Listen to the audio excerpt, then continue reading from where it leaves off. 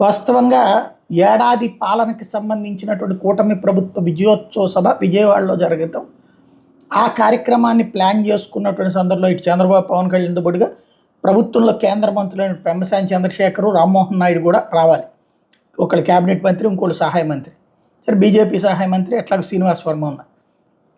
అయితే Rammohan Naidu highly committed Telugu Desam కార్యకర్త.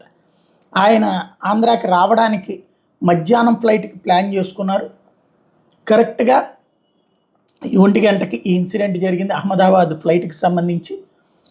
దాంతో చంద్రబాబు గారికి ఫోన్ చేశారని, ఇట్లాగా నేను అక్కడికి వెళ్ళాల్సి ఉంటుంది, అహ్మదాబాద్ వెళ్తున్నానని చెప్పేసి, విజయోత్సవానికి హాజరు కాలేకపోతున్నానని చెప్పి ఫోన్ చేశారని, మీరు విధి నిర్వహణ చాలా ముఖ్యం, మీకు అప్పచెప్పిన బాధ్యత చాలా కీలకమైనటువంటిది, అర్జెంటుగా అక్కడికి వెళ్ళండి, పరిస్థితి జాగ్రత్తగా చూడండి అని చెప్పి చంద్రబాబు నాయుడు చెప్పారు.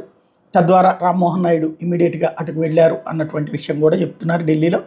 తద్వారా తన రాజకీయ విధిపరంగా చంద్రబాబు గారికి ఇంటిమేట్ చేయడం, తన వృత్తిపరమైనటువంటి విధిగా అహ్మదాబాద్కి చేరుకోవడం, ఫాలో అప్ మానిటరింగ్ నరేంద్ర మోడీతో, అమిత్ షాతో వీళ్ళందరితో మాట్లాడుతూ కూడా వాళ్ళందరికీ కాల్స్ మధ్యలో కూడా బాబు గారికి ప్రత్యేకించి బాధ్యతాయుతంగా ఇటు రామ్మోహన్ నాయుడు చెప్పారు. అలాగే బాబు గారు కూడా అటు వెళ్ళమని చెప్పినే సూచించారు అన్నటువంటి తాజాగా ఢిల్లీ సర్కిల్స్లో వినబడుతున్నమాట.